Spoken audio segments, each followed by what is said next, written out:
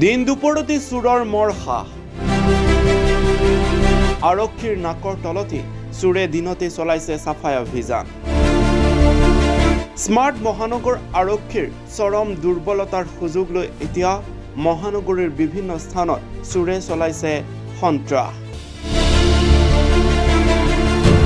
নিশাটো বাদে দিন দুপৰতে চোৰে চলাই অভিযান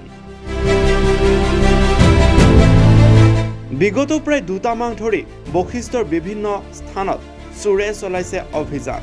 বিশেষকৈ বশিষ্ঠৰ এপিআৰও চিআইডিৰ আৱাসগৃহৰ সমীপৰ পৰা বাইক বিভিন্ন সামগ্ৰীৰ লগতে ঘৰৰ কোনো নথকাৰ সুযোগ লৈ চোৰে প্ৰৱেশ কৰি ধন সোণ লুট কৰি লৈ গৈছে ইয়াৰ পাছতো নিৰ্বিকাৰ চৰ্দাৰ ভূমিকাত অসম আৰক্ষী দুদিনৰ মূৰে মূৰে এখনৰ পিছত আন এখন দুচকীয়া বাহন লৈ যায় চোৰে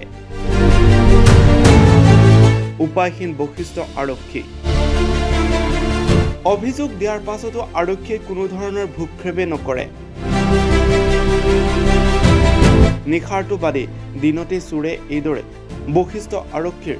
সক্ৰিয়তা নেদেখি চোৰে চলাইছে বিভিন্ন স্থানত চুৰি কাৰ্য যাক লৈ উপায়ন্ত হৈ পৰিছে সৰ্বসাধাৰণ জনাইছো তো মানে এতিয়ালৈকে একো সন্ধান পোৱা নাই আৰু কথাটো হৈছে কি মানে দিন দুপৰতে মানে কম সময়তে মানে চোৰবিলাক মানে চুৰ কৰি লৈ যায় মানে তো সেইটোৱে মানে অলপমান ভাবিবলৈ কথা হৈছে আৰু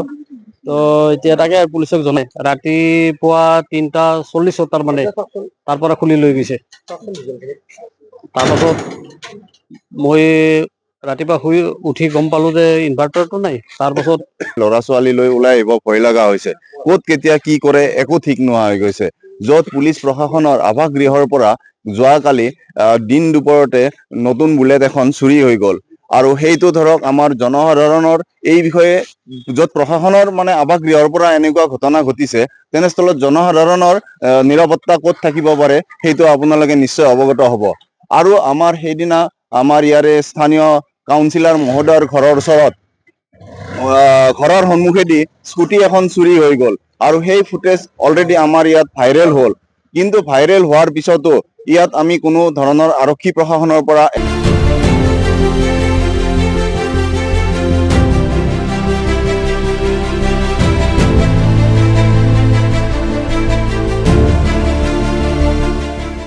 বশিষ্ঠৰ পৰা ব্যুৰো ৰিপৰ্টাৰ এনি